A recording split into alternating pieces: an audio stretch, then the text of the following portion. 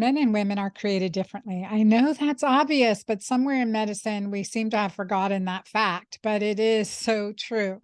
One of the things that's different in how we approach our life and everything that we're doing for longevity is addressing differently the health span in men versus women. What creates health span? The quality of our life versus the quantity of our life, but how can we have both together? This is where biohacking for women comes into play. And as a longtime scientist and student of longevity and empowering the body to heal itself, resuscitating the organs from the adrenals to the ovaries, to our metabolism, to our mind, how we can reverse age and reverse diabetes and diseases of inflammation and chronic illness. I wanted to bring to you an expert who wrote a book recently called The Spark Factor. Her name is Dr. Molly Maloof, who has her own amazing history and story. And she has firsthand experience in transforming her health and the health of her patients. She went from pediatrics now to working with health span and consulting with executives, high-level entrepreneurs, and Fortune 500 companies.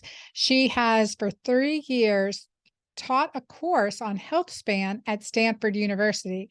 She is truly on the cutting edge of personalized medicine to change how we look at everything from digital health technologies to psychedelic medicine. And she is the new author of The Spark Factor. I really enjoyed this conversation with Molly because we go into so many key things. We've talked about how important it is to have more fun in your life and how powerful oxytocin is.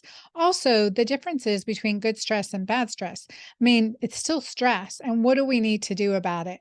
Also, how stress can affect our physiology and change as we are exposed to things that are disrupting our physiology. And she really breaks it down nice and simply in her book and in her conversation about how critical it is to nourish her body, especially when we're under stress, the importance of movements, but even more importantly, friendships and good community. She says stress can make you stronger. We have to approach it in the right way and understand what it's doing to our body. And a key thing is that stress affects our hormone cortisol, and she is in love with our hormone oxytocin. So of course, her and I became quick friends, and I really enjoyed this discussion. One thing she says that loneliness is toxic, and it is as much of a physiologic craving as hunger or thirst is to have connection. Connection is critically important. And how do we improve our mitochondria? How do we reverse age and improve our health span, the quality of our life? You guys are going to love this discussion. So join me and let me introduce Dr. Molly Maloof. Well, welcome, Dr. Molly Maloof, to the Girlfriend Doctor podcast. It is great to have you here today. Such a pleasure. Such an honor to be here. Thank you. You are very welcome. So for our audience, we were just chatting. We have so much in common. Molly has just moved to Texas. I moved to Texas a couple of years ago. So she's in Austin, although we still do consider that Texas. It's so fun. A lot of great new people are moving there. And I want to share with my audience your book, The Spark Factor. I read it and immediately gravitated to your work on community connection and love and the power of oxytocin, which seems like it is both our favorite hormone. So I'd like you to talk a little bit about, you went from pediatrics to biohacking and academics, and now to really being in the adult longevity space, and with this book, The Spark Factor. I love it. The secret to supercharging energy, becoming resilient, and feeling better than ever. Yeah. It's funny you say, I was just thinking about what you said about the adult longevity space, but I think I'm just one of the things that just came to me was this idea that imagine how much knowledge younger generations are going to have around being healthy. And I've met people in their 20s that figured out a lot of the stuff that I figured out in my 30s. Right. And so I really didn't start. I mean, I was always obsessed with health since I was a kid, but I was making a lot of mistakes. I didn't really understand how to properly take care of myself. And it really affected my, my health in my 20s. But I just keep on thinking, man, what if I were in high school and had this knowledge? You know, what if I had this book that I could have read when I was a kid? How much would that have changed my life as an adult? And like, I think that we really should start thinking about longevity like way sooner than when we're hitting our 30s or 40s or 50s. I really think that younger and younger people should be thinking about this because we're seeing chronic diseases emerge in younger generations. And like the level of obesity in children, level of diabetes, level of mental health dysfunction, almost all of these are rooted in metabolic health. And this is persistent and pervasive throughout our culture because of our environment that is just designed for convenience, for excess overconsumption of packaged processed foods. And there's a lot of toxins in the environment. And there's also a lot of stress in the news cycles and on TV and in different, TV programming. So I think longevity right now is kind of considered this thing that you do when you get older. But really, if you want to focus on health span, you want to optimize your organ reserve when you're young. And that means you want to take care of those organs. You want to take care of those mitochondria. You really want to take care of your body so that you don't end up getting sick when you get older. Absolutely. I couldn't agree more. And it's never too late. It's No, it's never too never late. too late. And so that's the thing. I think that women in our 50s and 60s and beyond, we're really struggling with some of those. I mean, there's certainly the toxic overload that we have been exposed to in our teens, 20s, 30s. And that really affects that organ reserve. And the ovaries are such a marker of longevity. They are such a good marker of longevity. Share with our audience. You've just we're going to get into the book because I have highlighted some really juicy parts of your book. And we're talking about like how the book launch affected you hormonally. Would you share a Oh, little bit? Because yeah. it's first of all, it's great that you made that connection. You're like, okay, it's not that Yeah. I'm menopausal or whatever. I've just been through. Go ahead and I talk went about this. through, I mean, I have to say last year might have been one of the more challenging and also satisfying years of my life. I mean, I had more fun last year than I think most people have in general. And I think part of it was coming out of the pandemic and people being more open and moving to Austin and just having more fun in my life. But I also launched a book, fundraised for a company, moved, traveled to multiple countries. Like all of those are major life stressors. Like success is stressful. I had to finish a book, market a book, record a book. And I was on hundreds of podcasts, maybe like at least 100 last year. And so it was and then I also taught at Stanford. Okay. So somehow my body was able to maintain generally decent function throughout the year. But near the end of last year, I started noticing that my energy levels were declining. And I was like, oh man, I cannot burn out before this book launches. Like this would be the worst PR for my book. So a few months, I think it was like September, October. I was noticing my energy was starting to shift. And I was like, okay, I've been pushing it a little hard. I did get COVID at Burning Man. And so I went into high gear. I went into recovery mode. I went into biohacking. I went into using all my biohacking tools. I did NAD therapy. I was much more careful with my exercise. I didn't do as much intense exercise. And fortunately, I was able to normalize my cortisol.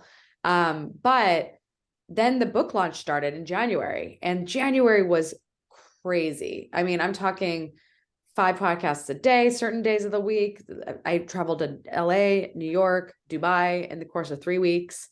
It was a lot. And so my period was like a week early. And I'm looking, my Aura ring actually told me, hey, your period's going to start in a few days. And I was like, wait, this isn't normal. My periods are always 28 days, 27, 28 days. And now it's 21 days. This is not good. And so I was like, everyone's like, how's your book tour going? I'm like, I'm trying not to travel for 3 weeks because my body needs to regulate. Like I need to chill out a bit. And, I mean, I've been feeling really good this week, but it has been like when my period's not normal, that's a sign to me that something in my life needs to change. I really look at the period as a window into our health as women. And a lot of women just don't pay attention to it and they like suffer unnecessarily without really realizing that like there's a lot you can do to fix your periods. But the first thing you got to focus on is your stress levels. I couldn't agree more. And I think that's a good awareness, right? That the stress was affecting you and it was affecting your menstrual cycle.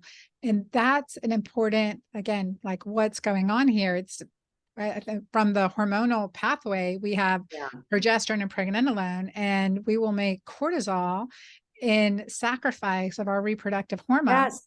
And so we plummet that progesterone, you get that early period. Yeah. Get that, and you get worsening, and maybe before that, there's worsening PMS that week or two before your Yeah. cycle. And I always like to say, if you only hate your partner or your life just 2 weeks of your cycle, then it's most likely your hormones and not necessarily Yeah. your partner. So I Yeah. mean, it's those are like those mood symptoms. Now you talked I love that period as a window into your health, right? The Yeah. period, and I think For women's health, for sure. yeah, and I like it as a vital sign. I liken it to your Yeah. period's a vital sign. It's a marker, like what's going on with your period is telling you what's going on with your hormones. And that starts early with all those symptoms.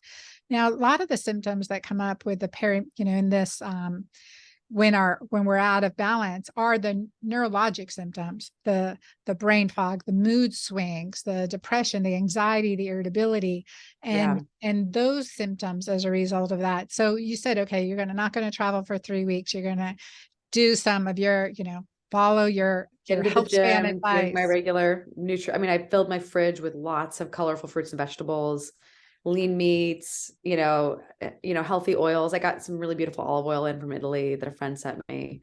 And like my kitchen is stocked with nourishment. And the first thing I always try to do is I just really want to nourish my body properly. And then also movement is so key for moving your body, keeping your body moving. So I did some weightlifting this week, and I'm going to do some yoga on Friday, get some walks in, get some time in nature if I can. And then spending time with friends and people that I care about, making sure I take my supplements. I noticed my immune system was, I averted a cold. I started taking oregano oil and it's gone. It was like the tickle in my throat is literally gone. It happened on Monday and it's like Wednesday today, right? Is it Wednesday? Mhm. Yeah. So fortunately I was able to avert getting sick. But I definitely took the weekend, just like really chilled out over the weekend and slept a lot. And like, I basically spent the entire weekend in my robe and it was so luxurious. Like I got this robe when I was in Dubai and it's like the greatest robe of all time. And I just never want to take it off. So fortunately, I mean, I do have to go to work every day. So I Okay, gotta, now I want to see the robe. I'm like, oh my I've God, got to it's see like, the robe. it's from Waldorf Astoria, Dubai. And it's like, I put it on the funny thing is I put it on in my room and like then I tried on my friends and the guy robe was much bigger and much plushier. And I was like, I'm gonna buy the men's robe because it's so big and it's so comfortable, but it's like it's made of like I don't know what it's made out of, but it's like I'm like a connoisseur of like nice robes. And this is like the robe of all time. And I wish I could have bought like 10 of them for friends, but I'll have to go back to Dubai and get more of them. Oh my gosh. And it's not just a Waldorf or Astoria robe, it's a Waldorf Astoria Dubai I robe. know, I know. Like, I got invited to Dubai, and Dubai is basically if Singapore and Vegas had a baby. yeah. Like that's the only way to describe it because it's a brand new city, but it's also super flashy, but it's in a desert. And so it's like it literally is like Vegas meets Singapore, which I actually prefer it over Vegas, like any Oh, yeah. yeah. I'm not a No, bad, not, we're not a big fan of Vegas. And no, A4M, I don't know why they keep on having their conferences in Vegas. Why can't they choose a better location? I Like agree. it's the least healthy city in America. Like, what the hell? And well, plus at those conferences, you never leave outside. You don't typically go outside for the entire duration. So Yeah. it's less healthy for us. One thing you talked about is that you've had some good stresses. And how are good stresses different than bad stress and the effect they're having on your body? Well, one of the things that I think people need to realize about life is that stress can make you stronger. It can make you more emotionally resilient. It can make you make you more aware of what you're capable of. And I've had friends in the past, I've got some very successful friends. And I definitely, one time, one of them said to me, this guy Sanjiv, and he goes, Molly, I think if you looked at your schedule, you'd actually find that you have a lot more time to do more with your life than you think. And I was like, are you telling me that I'm like capable of more and I'm not accomplishing my potential? And that's really what he was saying, but he was right. Like I actually could accomplish more. And so the thing about, but the thing about accomplishing more is that you have to actually get through this whole period of like, there's this like, there's this great book called The Upper Limit Problem, I think it's called, or like it's, well, the book talks about the upper limit problem, which is basically this problem where like people who are generally successful often like reach a sort of upper level of their success. And then they like sabotage themselves when they try to go above that. And so you have to actually get out of your own way to actually level up your life. But I made a bunch of mistakes in the process. Like, don't give me, like, one of the challenges of more success is you have more people who are judgmental of you. You have more, you just get judged more. Like, you just generally get more feedback from everyone. And then you have to realize, like, you should really only be taking advice from people that you really respect and that you really love, and you actually like, you respect their opinion, and not everybody gives good advice. And so So there's a that's a lot. really good statement. Not everybody Yeah. gives good advice. That is true, And even like, those that you love. Yeah. I've had some friends of mine that are younger than me. When I was experiencing challenges with my business, they were like, you should just give your money back to the investors. And I was like, no. And also, what have you accomplished? Like, and these were young men in their 20s who told me this, who had never had an exit and never had like a major success in their businesses. And they're trying to give me advice. And so it's really important to get advice from people who've actually been more successful than you, because they're the ones who've been through it. They're the ones who've actually gone to battle and been in the arena.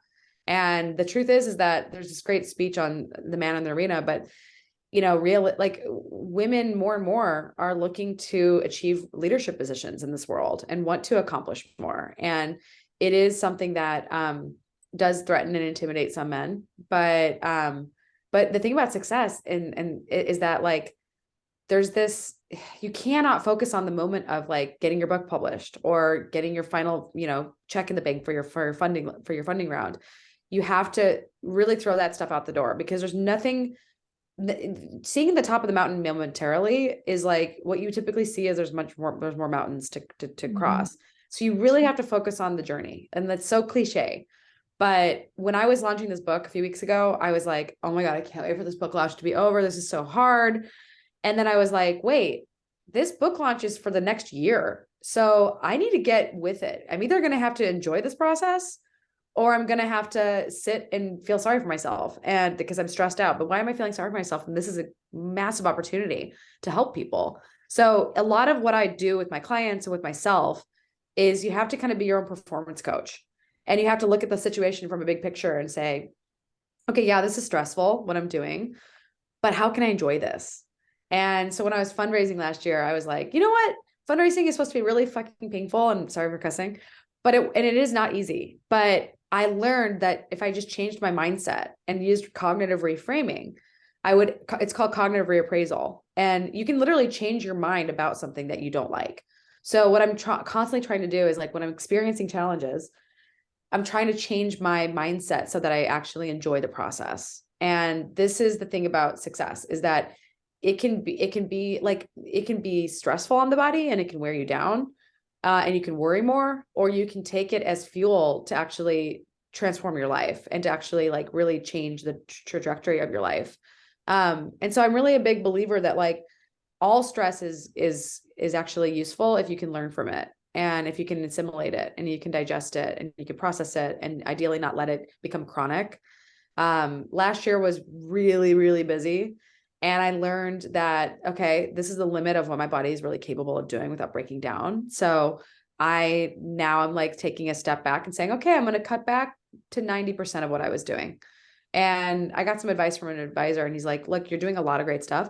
You can cut back 10% of what you're doing and be healthier, and you're going to be fine, and your businesses are going to be fine. And that's not something you hear very often, because almost everyone sees these great entrepreneurs in the media, and they're always saying, well, I work 7 days a week, 24/7, you know, and 365 days a year. And the truth is that I've seen a lot of entrepreneurs and investors get really sick and Mm-hmm. from that kind of lifestyle. Mm-hmm. And so, you know, a lot of what I did last year was just take my own advice and just start implementing my own beliefs. The stuff that's in my book, I just started doing it. And I was just like, wow, this stuff works. That's Turns nice. out. And I think it's a challenge too for entrepreneurs driven, and you have like such a mission driven approach, is also to sit in sit in the satisfaction of what you've achieved, to celebrate yourself, to celebrate this moment, to really let that sink Yeah. in and say, oh my gosh, I've just done this, versus the tendency is, okay, check what's next on the to-do list, right? I know. What's next on the big goal? I And you're like, oh, know. wait, that I think there's a great, did you ever see the musical Hamilton? I have not seen it yet, but I Oh need to go my see gosh. it. So my daughter's, she turns 15 very soon, but for her 11th birthday, and it was during my first book launch, The Hormone Fix. Yeah. She was turning 11, and all she wanted was to see the musical Hamilton. So we went to New Oh, York City because I was doing my publishers in New York City. We went to New York City, and that was her birthday gift, was the musical Hamilton. And in it, there's the one song that I will never be satisfied. You guys, check your Spotify, listen to that song. It's that song, I Will Never Be Satisfied. And I was like, oh my God, that is like my theme song. I mean, that is my theme song. I'm like, always what's next, yeah. or that's not good enough, or there's got to be more, right? Instead of like, okay, how can I, soak in, I'm really satisfied with this. I'm satisfied with this outcome. I'm satisfied with my life as it is. I can focus on the, the positives, really take this in, take this, take the celebrate, take the time to celebrate and really Yes. enjoy it. And I know that can be a challenge. So I'm glad Yeah. you're doing that. You said something about like reframing, and I like Yeah. reframing what you're doing. A friend of mine and an author, and I've interviewed her on the Girlfriend Doctor show, is Ariel Ford, and she wrote a book called Wabi Sabi Love. Oh, And cute. I always think about that. And what she says is, like she gives the example of a couple, and she's, agitated because he loves his poppy seed bagels, and then she's cleaning poppy seed off the counter or off the floor. And so she said, well, how about you reframe it? Because if the poppy seeds weren't there, that means he wouldn't be there. And so reframing it to say, oh, I'm very happy that I've got these poppy seeds to clean up, because it means, like, my love of Right? my life is here. And I think Yeah. about this regularly because I'm in a 3-generation household. Oh, And wow. I have my granddaughter living with me, and my oldest daughter and my youngest. And they're like dishes in the sink, and I think, okay, I'm going to work on they're getting their dishes in the dishwasher, et cetera, doing their chores, but I'm not going to be grumpy about this because I'm so glad they're here. I'm so glad they're here. Yeah. So when I find myself getting like, irritated, pissed off, like, why aren't they doing this? They're not respecting me or whatever. I'm like, oh, I let me set my boundaries, the house rules, but also I'm so glad they're here. I'm going to do these dishes with joy. I'm going to do this with joy. And that Yeah. reframing helps my cortisol so much, helps my attitude, helps me so much. So that reframing, and It's so reframing key. through the lens of love. And Molly, one of the things that attracted me to your work is that you talk about the importance of connection, the importance of oxytocin as a favorite hormone. And I want to read this one area that I Sure. highlighted in your book, because one of my all-time favorite women, I would say philosophers, is also Mother Teresa. And you Yeah. wrote in the energy under the chapter Energy of Love, Mother Teresa once said, the greatest disease in the West today is not TB or leprosy. It is being unwanted, unloved, and uncared for. We can cure physical disease with medicine, but the only cure for loneliness, despair, and hopelessness is love. And I love that quote. And you continue on that love is the final secret to extended health span, a long life, and fulfillment. It is the force that brings people together to create more life, more security, more vitality, and ultimately more meaning. It is the divine and the luminescent spark within us all. It is the deepest, most potent, most beautiful thing we all have in common. I love that. I love that. And you base that too around your research on oxytocin. I would love for you to talk about that, how you've prioritized oxytocin for health span and also in your own life. Well, I met this incredible woman, Sue Carter, and she became a mentor of mine. And she's this legend of oxytocin research because she discovered pair bonding in prairie voles and the role of oxytocin early in her career, like 50 years ago. So she and I became friends, and she became an advisor of my company. And I really learned a lot from her about the power of love to heal, as she'd really taken the scientific approach to this. And it was in the work that I read of hers that I was like, oh my gosh, like this is the secret to longevity, is literally our bonds. And like when we think about love, we have this idea. I mean, almost all love songs are about love and loss, right? Like falling in love and then breakups, right? And so the nature of love is it's this polarity of life, right? And with even if you have this like incredible romance, you may end up divorced. Maybe you end up living a long time and married to this person for 50 years, but then they die. So the sad part about love is that there's always a part of it there's always going to be loss. Like there's nothing we can do about it. Like we are all finite, right?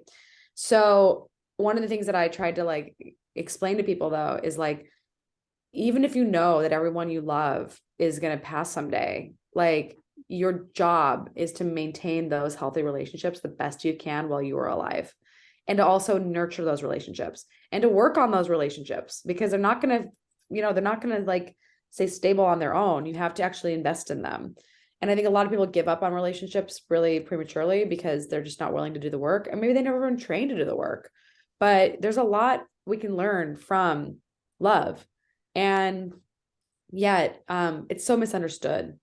And when I was researching like why is love linked to longevity, I was looking at the blue zones and I was like, wow, every single blue zone has community as part of it. And if you look at research on spirituality, why that's associated with longevity, the common factor is community. So I would argue that in our society today, one of the biggest reasons why we're seeing so much mental health dysfunction is because of what isolation stress does to the human nervous system. So when we want to induce psychological diseases, psychiatric diseases in animal models, we give them massive stressors and we isolate them. And so the isolation stress is a known cause of, animal model disease states for mental illness. So if you really want to make a human really sick, you just isolate them. And that's what we did for millions of people during the pandemic. And now we're all surprised why we're seeing so much violence and so much mental illness, so much addiction. And it's not surprising to me at all. It's all explainable by how the body self-destructs when it's not connected. Yeah, no, I agree. I like that, what isolation stress does to the human nervous system. So how is that physiologically working? How is the isolation, Yeah. especially as So an adult? We know early pair bonding, that mother child bond and that breastfeeding and that connection time is so critical to healthy adult social relationships. Now, as an adult having this isolation, sure. right? You're pulling away that oxytocin factor, those oxytocin hits, that feeling that you've got good, safe community and someone has your back. So how is it working on our nervous system? Well, so what people don't realize is that like loneliness isn't this thing that just happens to you. Loneliness is actually like hunger or thirst. That's literally Yes. like it's a primitive signal. It's like a signal. It's literally designed to make you hurt so that you go and find people that make you feel safe, because it would have kept you alive in primitive times. So what I don't think we have a loneliness epidemic. I think we have a social disconnection epidemic.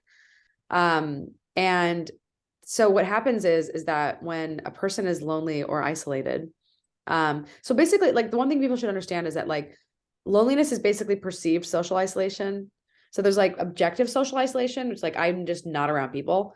And then there's loneliness, which is perceived social isolation, which can happen when you have people around you. So a lot of moms can be lonely, even if they have kids, because they don't have peers around them. So they're like they've got a family around them, but they don't have anyone else. So it's possible to have like perceived social isolation, but either way, both of these conditions contribute to HPA axis activation, right? Exactly. So you're Yeah. seeing prolonged HPA axis hyperactivity, which is a form of chronic stress, and it can create glucocorticoid resistance, and then also contribute to disinhibition of pro-inflammatory gene signaling. So you can actually create more inflammation, this upregulation of pro-inflammatory cytokines, can really happen after a person has been under isolation or loneliness for a while.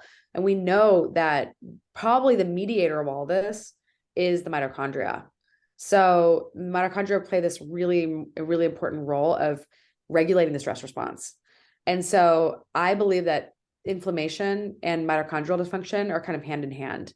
Like you can have inflammation that causes mitochondrial dysfunction. You can have mitochondrial dysfunction that causes inflammation. We're not completely certain if it's the source of is mitochondria, but there are papers that have been published on how mitochondrial dysfunction can activate what's called the inflammasome, which is the inflammatory response system of the body. And what I think, the way I see it from a first principles perspective, is that your body's like a house, and all these cells are like homes of, mitochondria and all these organelles. So you've got this like sort of body that's holding you in your consciousness. And your body, if it feels isolated and alone, an alarm signal goes off. And first, the alarm signal is like, okay, I'm noticing that something's wrong, so I'm feeling lonely. I need to go see people. But then there's a cellular alarm signal, which I believe inflammation is the cellular alarm signal. And I think it happens as a result of the body feeling under threat and the body really perceiving isolation as a threat. And that creates the conditions where, if over time this persists, then the cell moves into what's called the cell danger response. And this is Robert Nevio's work. And Martine Picard, it might have been, I think it's Nevio's work, but Martine Picard has actually done a lot of work on mitochondria and psychosocial stress. But this idea is that the body will start to go into a state of high alert, and it will literally be like, if you're in a hurricane, you can't like maintain the house. You just have to protect the house. So similarly, like you don't see normal metabolism when someone's under threat. You see their metabolism becomes deranged because their body's like, I'm going to hold on to every single calorie that I can find because I really need to survive. And so when people try to do a calorie deficit in the midst of high stress states, what can happen is there, specifically women, you can often see thyroid dysfunction because they've got this high cortisol state, they've got weight loss resistance, and now their body's saying, I am holding on to every single calorie I can, and I'm going to make it possible hormonally to do that. And so what do? Let's just turn down the thermostat, use less energy, So I really try to always ask, what is the way of interpreting the body in metaphors that people can understand? And oftentimes these metaphors actually make total sense on a cellular level. But generally speaking, like most people don't really see the body this way. Most doctors don't see the bodies this way. Doctors will tell you, well, you just need to stress out less. Well, great. What do you mean by that? Like, how do I do that? So I have a whole bunch of stuff in the book on stress. And I actually posted a couple blog posts recently on my stress protocols that didn't make it into the book because there's a lot of controversy on cortisol testing in the mainstream Western medicine world, as well as in the functional medicine world. So I didn't want to put that in the book, even though I do use that model practically in my practice. Have you noticed, by the way, that like, do you feel pretty strongly that like cortisol levels do reflect a person's like physical state in general of what they're going through? I think that it can be deceiving, right? Yeah. It can be deceiving because what I notice, like we talk about what you mentioned, especially in the animal model, right? And we are animals. Yeah. That isolation is creating that higher stress, right? The opposite is true. The isolation's creating this heightened cortisol response, Yeah. as well as the opposite being true, the heightened cortisol response from chronic everyday stress is creating the feelings of isolation. So we can get it both ways. And when cortisol, this is what I recognized, and I didn't study it, but this is what I experienced in my own life, is that from PTSD, trauma, grief, that cortisol is going up. And when cortisol goes up, your oxytocin goes down because that high alert state, look, I'm not going to befriend my enemy right now, right? I got to protect the home. And I like how you made me think of the analogy, the thyroid as for the home is maintaining the temperature of the home. The thyroid is regulating, right? So that's why it can get so dysfunctional. But so when cortisol goes up for a long time, it's basically frying out your nervous system. So the paraventricular nucleus of the brain is like, okay, shut down that cortisol. And now you're still in this stress state. You still got that underlying revving body that wants to produce cortisol, but it's being suppressed so we Yeah. don't fry out our nervous system essentially. And now you're in this dangerous state where cortisol is low and oxytocin is low, and that is the physiology of isolation. That is the physiology of depression, divorce, Yeah. burnout. That is that physiology. So you can see this low cortisol. If you're just looking at cortisol and not looking at anything else, you don't know, like, what's what set that off and how you Yeah. have to reactivate to reset the circadian rhythm, reset your natural cortisol cycle, despite the real or perceived stress that your body is going through. And that's a powerful realization. Yeah. And so cortisol levels give us an idea. I would say, I will test every body. I'm a gynecologist and I will test every body fluid, right? But I'll look Yeah. at stool analysis. I'll look at vaginal Totally. secretions. I'll look at saliva. I'll look at blood. I'll look at, and then we haven't really, until we can measure energetically our hormones over time, consistently, like with monitors, that we're Yeah. really not getting a good picture. So that gives you this instant in time, which could be affected by how your morning was or how your night was. Totally. So that's the challenge with cortisol testing. I think it's that one piece of the puzzle which I can say, look, your cortisol flatlined, no wonder, but now we got to work on resetting your Yeah. cortisol. We either have to rebuild your adrenals and break Yeah. through that stress response. And often it's with, it's breaking the habitual pathway. So we use Yeah. I use emotional freedom technique, EMDR, Totally. those things, but do what increases oxytocin. So I coined the Yeah. term oxyplay, which I love that, because I would say better than foreplay, it's oxyplay, and you don't need a partner. It's whatever you can do on a regular basis to keep boosting oxytocin Yeah. as an antidote to this cortisol profile. So whether it's because of high cortisol or high cortisol being suppressed to low cortisol, or just chronic low cortisol now, then you've got to rebuild that oxytocin. You've got to reset the circadian cycle. And it's not, I wish it was easy, but it's Yeah. multi-modality in order to get to that. And you're absolutely right. The mitochondrial function depletes, because again, you're affecting your thyroid function, plus your other hormones, but you're affecting your thyroid function. So your body gets into the state of hibernation, protective hibernation. It's telling you what it needs. Yeah. I mean, I was just thinking about the concept of oxyplay, because I was like, what are all the things that you do to boost oxytocin? Because I mean, I know when I visit my parents and I see their dogs and I cuddle with their dogs, I'm like, why does this feel so good? And it's because of the oxytocin, Absolutely. But also recently I've been giving a lot of gifts, and I'm like, why does giving gifts feel so good? And I realized there's actually research that suggests that giving gifts creates oxytocin. So like giving people things and like sharing meals with friends. I'm doing that on Friday, maybe Thursday. And then Hey, we're like I going to love taking Adam Sandler baths. tonight. That's like an oxytocin boost. We're going to his show here in Dallas. Oh, So fun. Laughing. Yeah. laughing, absolutely, Yeah. and taking my girls with me. So it's actually my daughter turns 15, and that's what she wanted for her birthday. So she's moved beyond Hamilton. Now it's Adam Sandler. I don't know really what to think about this, but anyway. And then there's like, having sex and orgasms, which is something that I'm very passionate about figuring out how to give people more of in terms of the research. So I'd love to chat with you a bit about like sexuality too. We did talk about this in the book a little bit. There's so much to think about when it comes to, I think there was one mistake in my book, and it's funny because I didn't learn this until after the book was like, I couldn't edit it anymore. So like literally in November, I started working with some sex therapists on this protocol.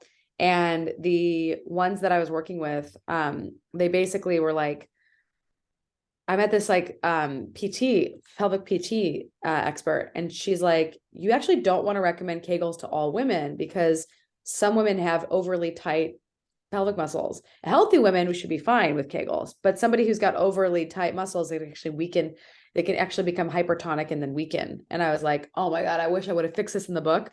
But like I personally find Kegels to be really useful, but then I found out that they're not for everybody, which is like kind of my own, my own issues with the book. But I did my Oh, best. no, but it's such a good point too. Yeah, and I learned that as well, the hypertonic muscles and certain things that we can do to reset that constant firing to make those muscles hypertonic. And it's almost like, okay, they're hypertonic and they become almost, I would say brittle, but that's kind of the way I look at it, less flexible, right? Less resilient.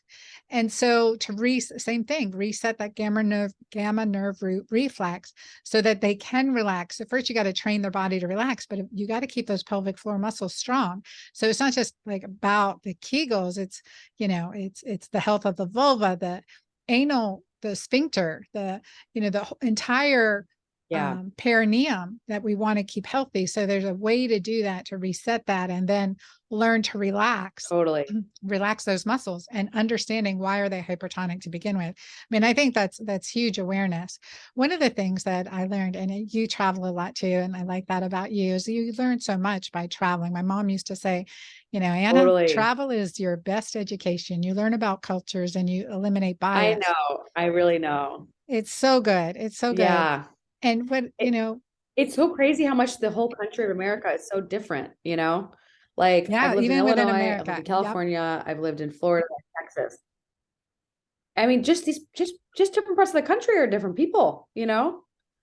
I love that. It's I love that. crazy. Yep. And then experiencing them at different, like actually living with them is another experience versus visiting and passing through. And one of the things we talk, and you talk about community in your book. And again, your book is The Spark Factor. I love that title. And I want to know why you called it that, but the spark factor. But when we talk about, for example, drinking a glass of wine, maybe before menopause, it improves longevity and all this good stuff.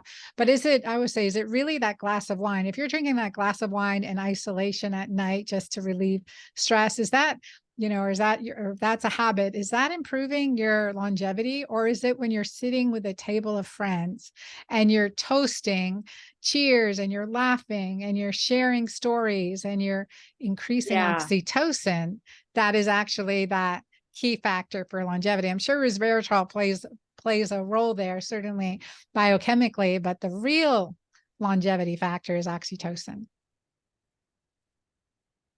And so some I of the agree. I things, really think that a lot of people, yeah, yeah. So like some of the you're things saying?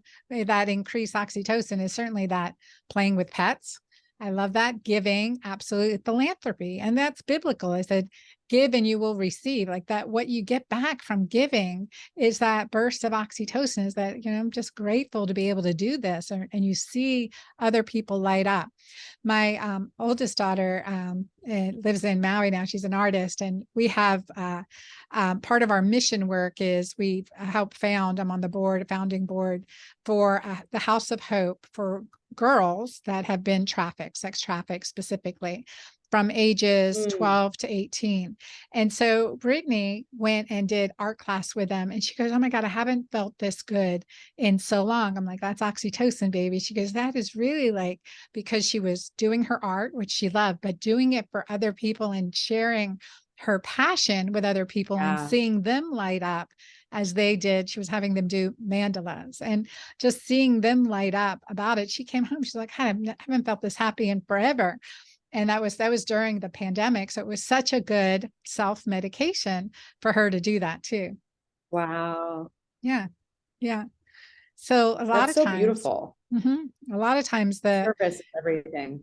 yeah, service, right? Being able to serve, but from an overflowing cup, not from empty. So you've got to know that there's Yes. time to rest. Yeah. So Molly, why did you call it the spark factor?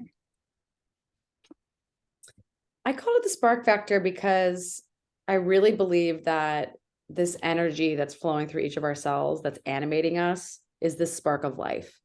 And when we no longer have functioning energy flow through the cells, we are not alive.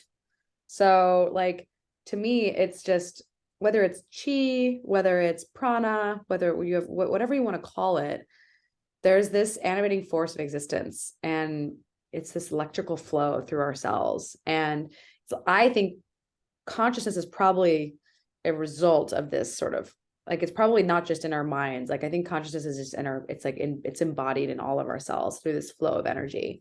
And yeah, I'm just really fascinated by like how biology works. When the sperm meets the egg the eggs mitochondria what power life, like not the sperms, it's the eggs. So the women's mitochondria is literally what's creating that electrical charge that's literally animating the process of creating life. It's not the DNA, it's the electricity that needs to be made through the power plants of the cells. And those mitochondria, it's hard to really like, I mean, I got some criticism for putting too much mitochondria stuff in the book, but I really wanted to hammer at home that like this is what you need to focus on if you want to avoid chronic diseases. Like this I is the love stuff. it. I love Yeah. it. What tell her I've gone past our time and I apologize. Honor your time. I said at the beginning, and I've been way past. I could talk to you for a long, long time, Molly, and hopefully we get a lot of Oh, we're time. good. I got a little bit more time. Tell our audience the spark factor, where to get your book, how to connect with you. You've got great posts on social media. Yeah. Find me on social, find me on Instagram at at drmolly.co, and find me on my website at drmolly.co. So drmolly.co. www.drmolly.co. Excellent. Yeah, And so drmolly.co. excellent. Thank you so much for being here today. I so enjoyed our conversation, and I look forward to having more conversations with you. You guys, for my audience, you know how important oxytocin is in our life, and Dr. Molly Maloof does an excellent job on teaching you through health span, but in a really readable, very nice, easy to digest way. So check out her book, The Spark Factor, and let me know what you think. We love your comments. This is an important topic. And think about one thing that you can do today to increase your oxytocin. Thank you, Dr. Molly, for being here with us. And thank you to all our listeners. Till next time.